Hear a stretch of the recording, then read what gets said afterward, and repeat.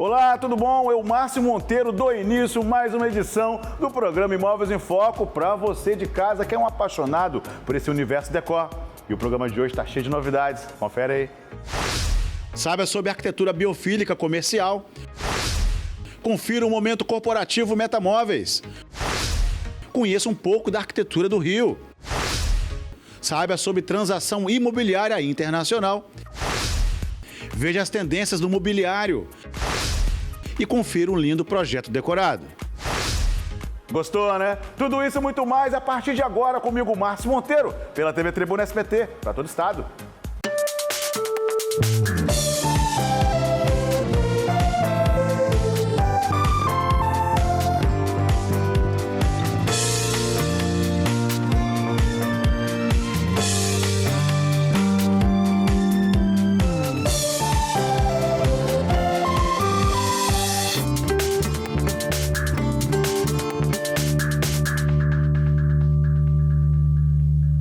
E já iniciou mais uma edição do programa Imóveis em Foco para todos apaixonados pelo universo decor.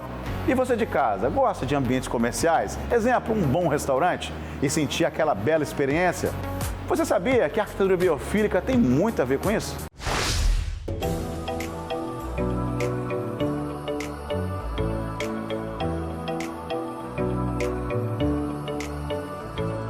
E agora comigo a arquiteta Thalita Urban, especialista em arquitetura biofílica. Thalita, o que realmente significa? Então, a arquitetura biofílica, bio significa vida e filia é amor, né? Então, é trazer o amor pela vida, né? Você tem uma ligação, nós temos uma ligação muito grande com a natureza, né? Então, a biofilia, ela vem trazer esse amor pela vida da maneira mais simples, da maneira mais primitiva, assim, que é esse apego à natureza, né? E que faz muito bem pra gente, né? Tem vários estudos que comprovam que faz muito bem para a nossa qualidade de vida essa proximidade com a natureza. E de fato, né, estarmos em ambientes como esse aqui de fundo, com verde, traz sim uma tranquilidade, traz um conforto, né? Mas há uma diferença de arquitetura biofílica residencial para comercial? Sim, há uma diferença sim. A residencial, ela tem uma características mais simples, né? Tem estratégias, né, mais simples. A arquitetura comercial, a gente já tem uma gama de estratégias que a gente traz o cliente, que a gente traz uma experiência diferente para o cliente, né? A ideia é promover isso, o bem-estar, mas de uma maneira mais complexa. Por exemplo, a gente tem os escritórios, né? Quem tem escritório tem uma estratégia muito boa, porque as pessoas passam muito tempo lá e tem essa tendência de ter esse estresse, né? Essa sobrecarga. Então, a gente consegue trabalhar a biofilia para diminuir esse estresse, aumentar a criatividade, a produtividade, né? Então, isso é muito importante. Por um outro lado, Márcio, a gente tem também comércio varejista, tem restaurantes, que aí são outras estratégias que a gente usa. O ideal é a gente usar os 5 sentidos, né? Então, a gente pode trabalhar com o olfato, a gente pode trabalhar com o tato, né? A diferença de textura.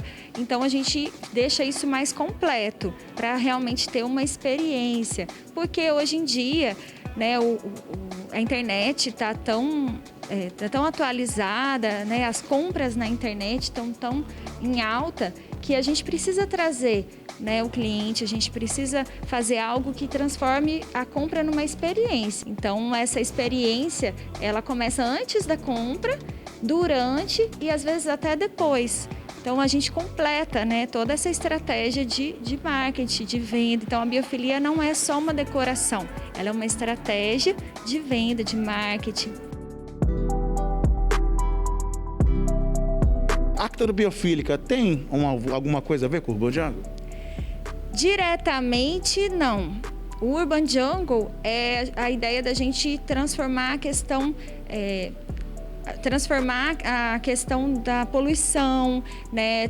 Tirar um pouco do concreto da cidade, trazer um conforto térmico maior, porque a gente sabe que nos centros urbanos a gente tem um aumento de até às vezes 3 graus Celsius de temperatura. Então, o Urban Jungle vem com essa questão até um pouco vinculada com a sustentabilidade também, mas já é um outro propósito, né? Já é um propósito mais de temperatura, de conforto, né? Até mais do que visual e dessa experiência no comércio, nesse sentido.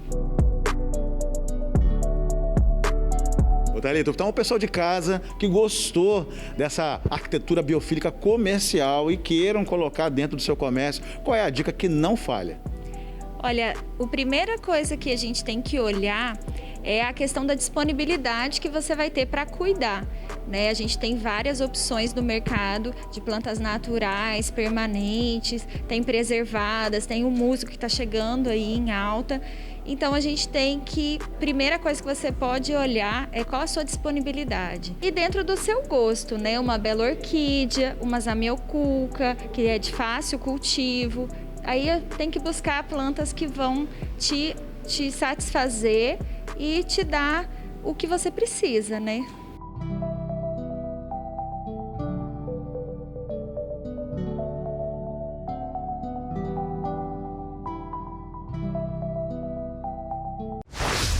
Que matéria interessante, né? Eu sou apaixonado por ambientes assim. Parabéns, arquiteta Thalita! E vocês puderam perceber, né, que ambientes como esse nos dá muito mais prazer de permanência e para aquele empresário aquele plus, né, para deixar o seu ambiente muito mais completo. E mudando de assunto, agora vou chamar o nosso quadro corporativo Metamóveis com a arquiteta Bruna Sardinha. Ô Bruna, fala pra gente aí, qual é a dica corporativa da semana, hein? Olá, Márcia. Olá, pessoal do Imóveis em Foco. No Momento Corporativo Metamóveis de hoje, vamos falar sobre o carregamento por indução em sofás e puffs da New Office.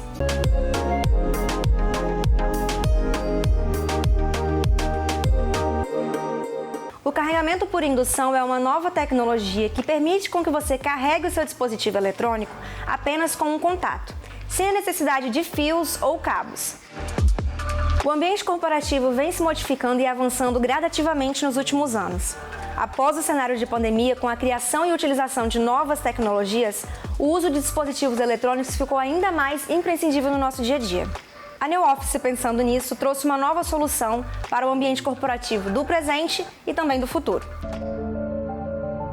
O carregador por indução funciona como um acessório e pode ser acoplado em qualquer parte do corpo do sofá ou puff.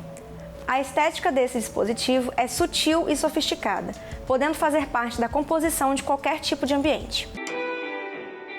A New Office é uma empresa moderna que se preocupa com a funcionalidade do ambiente e acredita que o seu mobiliário pode cumprir mais do que apenas a função de assento dentro de um ambiente corporativo.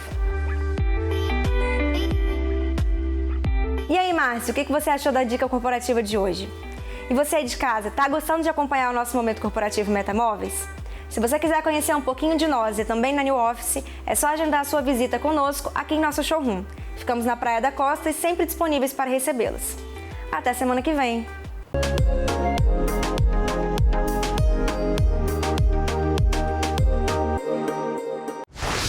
Muito obrigado, arquiteta Bruna Sardinha, e mais uma dica imperdível da Metamóveis, hein? Aguardo você, Bruna, semana que vem.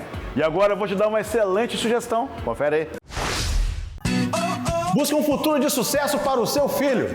Desde 2002, o Centro de Ensino Albert Einstein está no mercado trazendo excelência em educação, com material didático do sistema Eleva de ensino, deixando você mais próximo do aprendizado do seu filho. São 6.000 metros quadrados te proporcionando atividades físicas, como natação, defesa pessoal, idiomas e música. Da educação infantil a partir dos 2 anos até o ensino fundamental do 9º ano. E o melhor de tudo, com a opção de tempo integral com acompanhamento nutricional. É aqui que eu confio em deixar o meu bem mais valioso. Centro de Ensino Albert Einstein. E já voltando no break comercial para te levar para fazer uma maravilhosa viagem. E falando em maravilhosa, que tal te levar para a cidade maravilhosa do Rio de Janeiro? E é por isso que convidei a minha correspondente, a design interior Sabrina Bolzan, que vai estar nos mostrando uma verdadeira obra de arte arquitetônica. Não é isso, Sabrina? É isso aí. Dessa vez eu vou contar a história de um palacete que foi construído para alegrar o coração de uma cantora lírica. E a Lagoa de Rodrigo de Freitas fazia parte dessa propriedade. Alguém sabe que propriedade é essa? Você sabe, Márcio? Olha, já fiquei curioso. E aí, vamos conferir?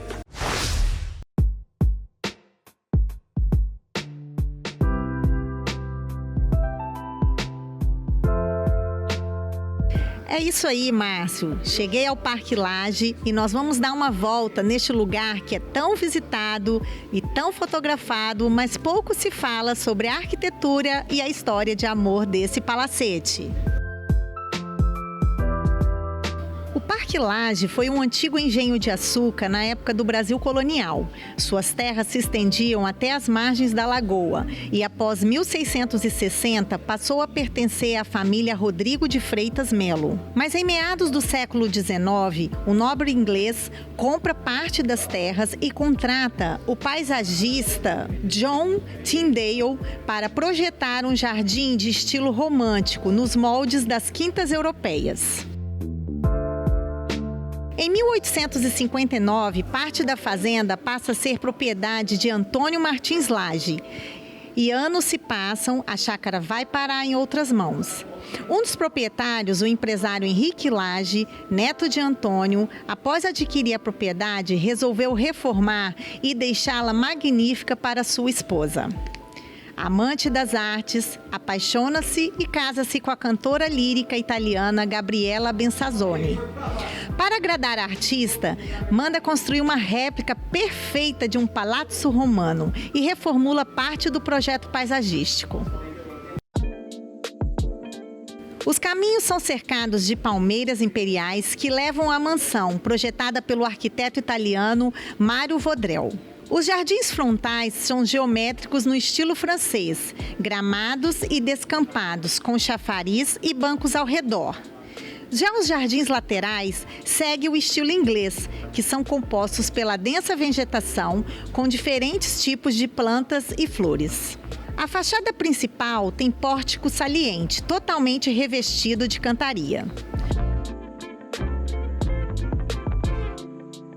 O casarão, construído em torno de uma piscina, tem mármores, azulejos e ladrilhos importados da Itália. As pinturas decorativas dos seus salões foram assinadas por Salvador Pailó Sabaté.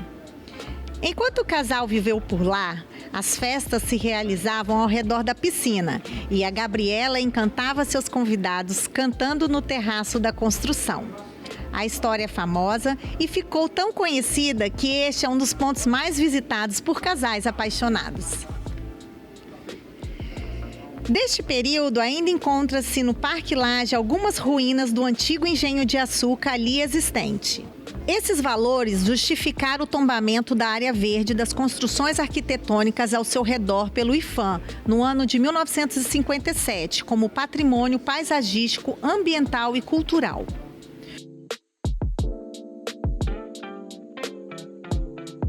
Então, Márcio, vocês adivinharam onde eu fui fazer esse passeio? Espero que sim. E que também tenham gostado. Um beijo e até a próxima.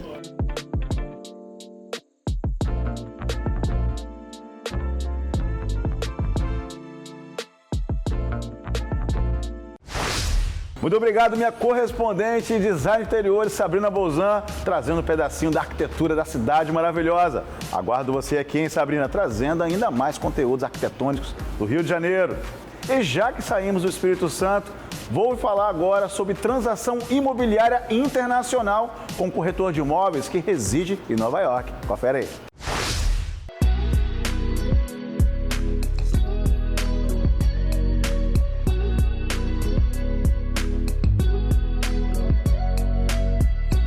E agora comigo o corretor de imóveis, Frederico Gouveia, especialista em imóveis internacionais. Como é que funciona o início de tudo isso?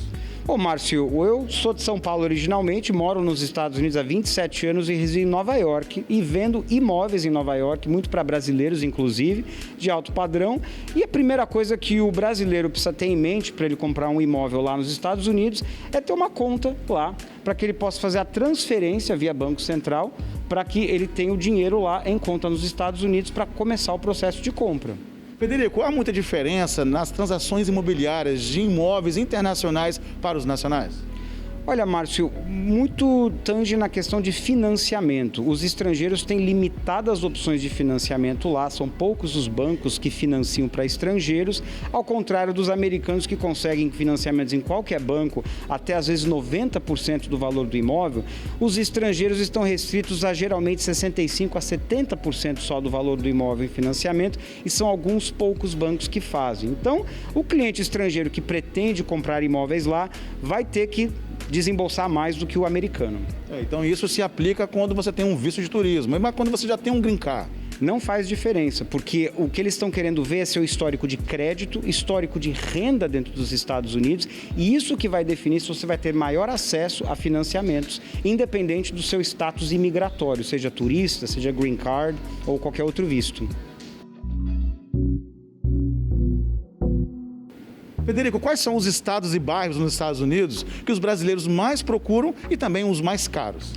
Olha, Márcio, definitivamente os mais caros são em Nova York, São Francisco, cidades grandes como Chicago, Los Angeles. Os que os brasileiros mais procuram em quantidade, com certeza, o número 1 é a Flórida, pela proximidade geográfica e também pelas semelhanças culturais. A gente brinca que a Flórida é uma extensão da América Latina nos Estados Unidos. Então, Miami, Orlando, sem dúvida, é campeão em número de procura por brasileiros. Agora, os brasileiros que compram em Nova York, por exemplo, têm perfil e necessidades muito diferentes do brasileiro que compra na Flórida, por exemplo.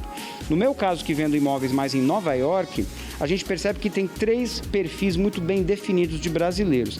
O primeiro, geralmente, é aquele que está querendo comprar um apartamento para os filhos que vão estudar nas faculdades de Nova York e região. O segundo perfil tende a ser brasileiros que são empresários numa carreira que está em ascendência, já têm seus próprios negócios, estão em processo de internacionalizar esse negócio e fazem muitas reuniões em Nova York ou querem ter uma presença em Nova York para fins estratégicos, porque de lá eles fazem muitas outras viagens. Então, esse tipo de empresário vai usar o apartamento de vez em quando, e quando ele não estiver usando, às vezes ele vai alugar ou vai emprestar para amigos e familiares. E o último perfil, que não é muito comum, mas que em Nova York tem também, que a gente vende para brasileiros, são aquelas famílias bem estabelecidas, que já têm filhos crescidos e são gerações de várias pessoas que querem ter um lugar em Nova York, como eles já têm em Paris, em Londres, em Miami, em todas as partes do mundo, e é uma diversificação no portfólio deles de imóveis, basicamente. Federico, e aquele corretor de imóveis que está nos assistindo, brasileiro, trabalha aqui no nosso país, como que eles fazem para também poder ter a oportunidade de trabalhar com imóveis internacionais? Uma excelente pergunta, Márcio. A gente tem parceiros no Brasil inteiro e é muito importante que esse corretor que está estabelecido no seu campo de atuação, na área que ele domina, ele tenha os contatos de relacionamento, de confiança com seus clientes, que ele nos apresente esse cliente o quanto antes possível no processo, para que nós daí comecemos a dar todas as etapas do processo de compra lá. E aí nós podemos pagar esses corretores aqui nas suas imobiliárias no Brasil, já que ser um corretor imobiliário nos Estados Unidos requer o equivalente de um CPF e um visto que permite que você trabalhe e ganhe dinheiro lá. Então é muito mais fácil a gente fazer essas parcerias internacionais e elas dão muito certo, porque os corretores que têm os relacionamentos de longa data com esses clientes mais selecionados no sentido de poder aquisitivo, é um círculo muito pequeno que, quando uma venda é efetivada, abre portas para outras transações. Então, é uma parceria muito frutífera para ambos os lados.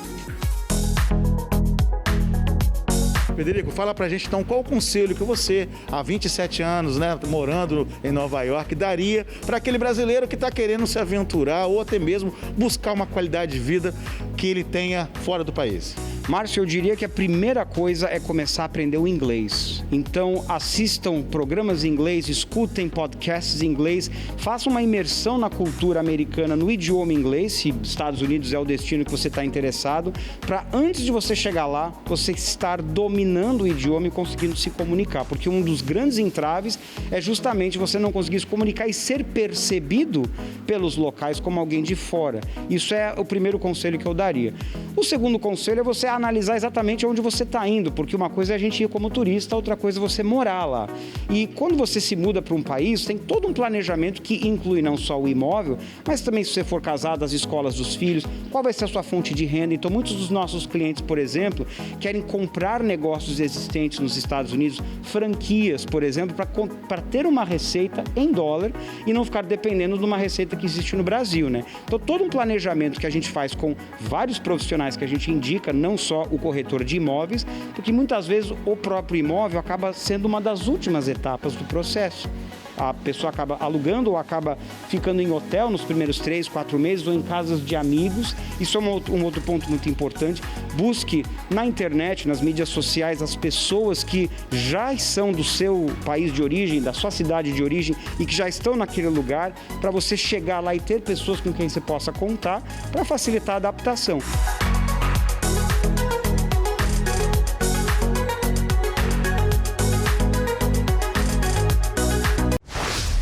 Que matéria fantástica, né, gente? Muito obrigado, corretor de imóveis Frederico Gouveia, por ter separado um tempinho de suas férias aqui no Brasil e dado esse depoimento tão bacana, mostrando a gente como é que funciona essas transações imobiliárias internacionais. E já volto ao valor comercial para falar sobre imobiliário em geral. Isso engloba imóveis soltos e imóveis fixos. No decorrer dos anos, eu acredito que vocês tenham percebido que os móveis tiveram uma certa transformação, né? Antes, muito mais lineares, trazendo aquela sobriedade, e hoje com muito mais design, com projetos mais orgânicos. E é sobre isso que eu queria falar agora, sobre tendência no mobiliário.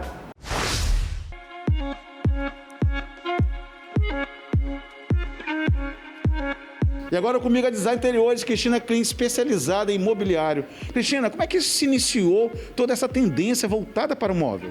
Bem, os móveis, acho que todo mundo deve lembrar da época lá da casa da vovó, onde a gente tinha aqueles móveis coloridos, o azul, o vermelho, os móveis soltos que nós chamamos hoje, né?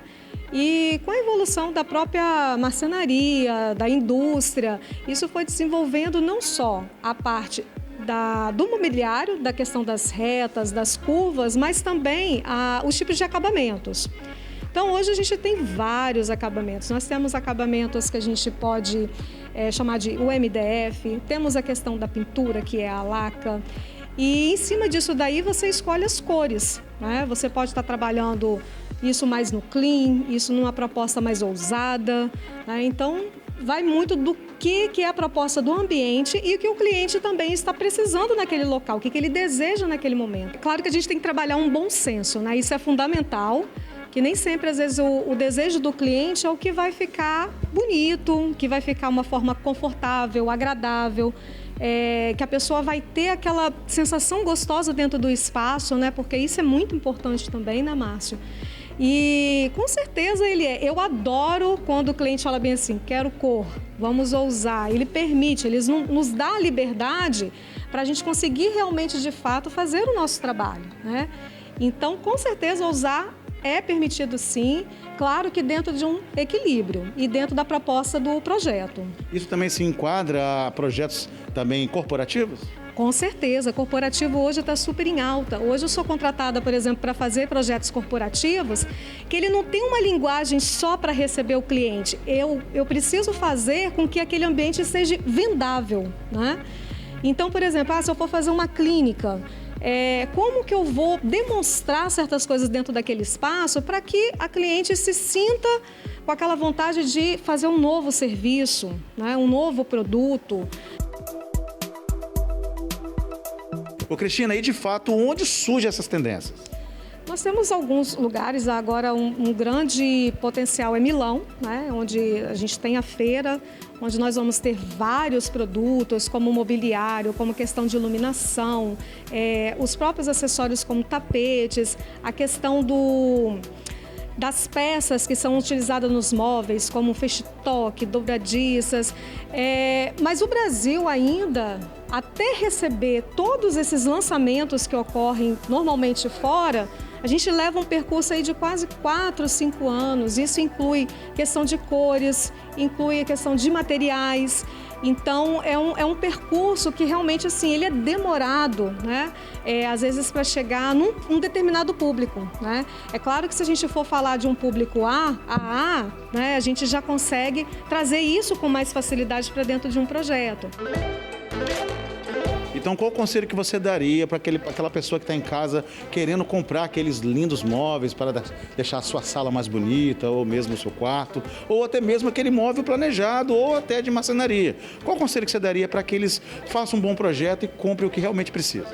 Eu acho que, em primeiro lugar, é realmente valorizar o profissional de design de interiores, sabe, Márcio? Eu acabei de apresentar um projeto hoje mais cedo, que a cliente falou assim, nossa, por que eu não te contratei antes? Porque ela já comprou o piso, e aí no meio do caminho ela se sentiu perdida. Pronto, e agora o que eu vou fazer? Né? Então, assim, eu acho que o processo ele tem que vir desde o início, né? E em cima disso daí vai ser feito todo um estudo, de acordo com a sua necessidade, de acordo com a acessibilidade. É fundamental esse profissional para que ele possa indicar não só a questão de circulação, mas a questão de cores, a questão de materiais que são apropriados para cada ambiente. Você não pode usar um revestimento no piso e na parede ser o mesmo, são situações diferentes. Então, faz toda a diferença você ter... E fora uma outra coisa que é bem interessante, economia. Economia, custo, benefício.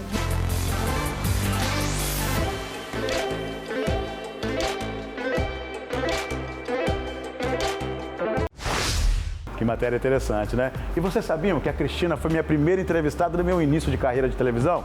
Muito obrigado, Design de Interiores, Cristina Klim, pela participação aqui no programa. E aguardo você aqui com mais novidades desse universo decor, hein?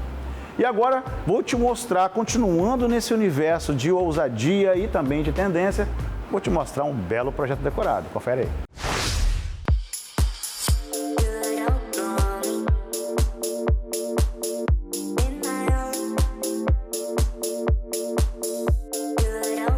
E agora comigo o Design Interiores e também arquiteto Renan Duarte, que vai estar nos mostrando um lindo projeto decorado, um apartamento de 350 metros quadrados, só que nesse primeiro momento ele vai estar mostrando pra gente 150 metros quadrados, né?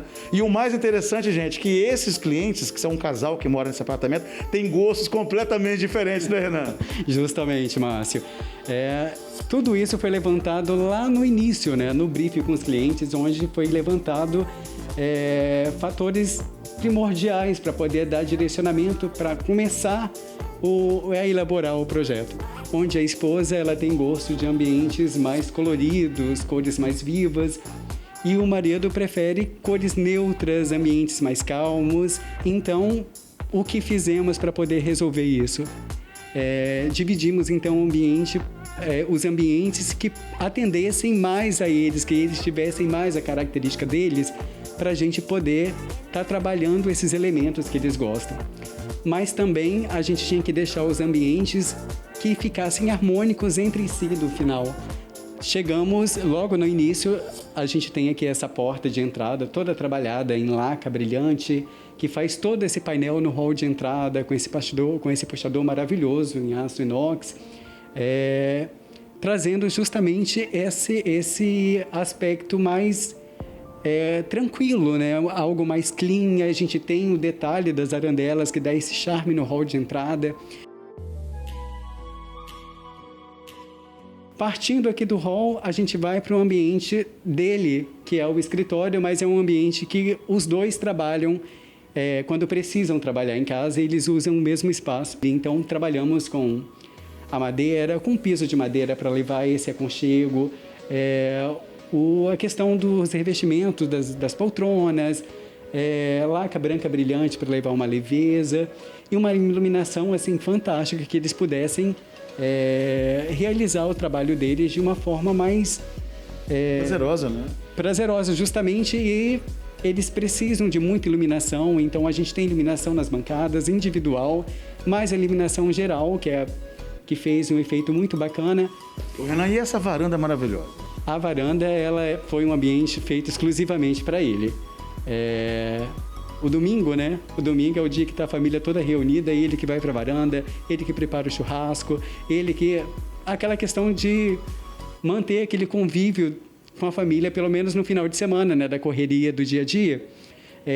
Onde na varanda nós trouxemos a churrasqueira toda revestida em quartzito, a bancada seguindo a mesma proposta. Nós temos madeira de demolição, nós temos um aspecto de varanda gourmet mesmo, com cooktop, cervejeira, churrasqueira. Esse ambiente bem gostoso, assim, que para curtir a família no final de semana.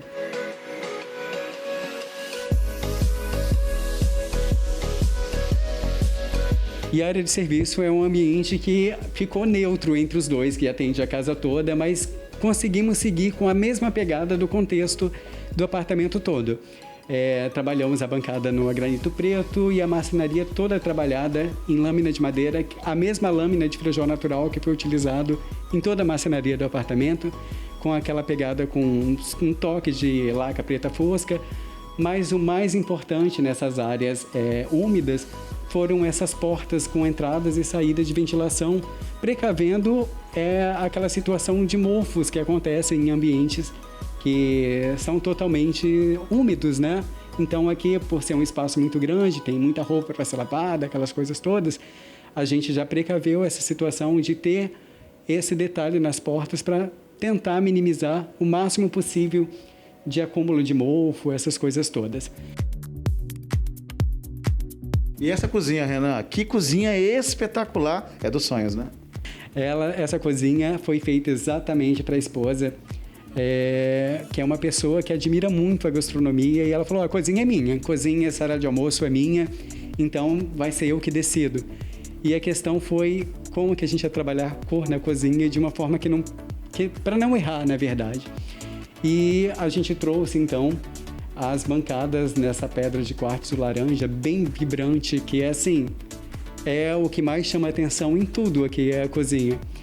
Mas seguimos com o aconchego da lâmina de madeira na marcenaria, que deu esse toque na laca preta fosca para poder dar esse segmento todo, e os eletrodomésticos todos no aço inox, para poder complementar, e a iluminação que faz toda a diferença, né, no espaço. A iluminação é o que transforma, na verdade, é um fator muito importante na decoração. Renan, eu acredito que para você como profissional desses ambientes é um desafio, né? Você poder agradar todos os dois clientes que, querendo ou não, moram juntos, né? É necessário agradar todos eles e, ao mesmo tempo, conseguir arrumar ambientes diferentes, ao mesmo tempo harmonizando com um e com o outro. E essa cozinha realmente, ela é totalmente diferente. Essa questão de ousar é um pouco perigoso também, né? Sim, muito perigoso. Aí tem que dosar, tem que pesquisar muito para poder saber o que vai ser aplicado. Aqui, por exemplo, foi possível, utilizando esse laranja vibrante, foi possível a gente usar essa pegada mais contemporânea, onde a gente entrou com madeira, com preto, com revestimento que imita revestimentos, né, de cimentícios, o inox. Então, tudo isso enobrece muito e segue essa questão do estilo contemporâneo, e isso é muito bacana.